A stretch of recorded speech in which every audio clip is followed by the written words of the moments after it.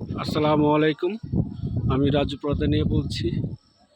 আজকে দেখছেন আমাদের যে স্মরণীয় দিনটা, আমাদের যে ভুলে যাওয়ার মতো নয় সেই দিনটা,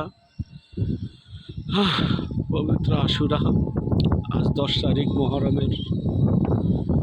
আকাশের দিকে তাকিয়ে দেখেন,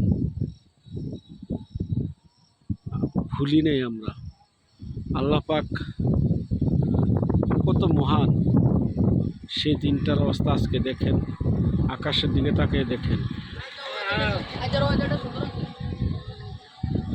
রক্তে লাল, রক্তে লাল, রক্তে লাল, রক্তে লাল। আকাশটা লাল রক্তে টুকটুক হয়ে গেছে। আমরা ভুলিনি, সারা জীবন ভুলবো না, ভুলবো না।